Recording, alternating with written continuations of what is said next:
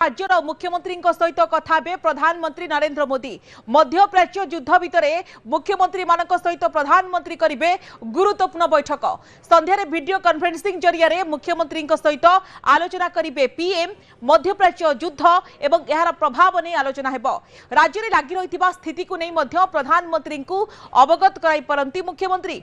विशेष करके LPG gas सहित petrol diesel एवं रंधन गैस प्रसंग में आलोचना हेब।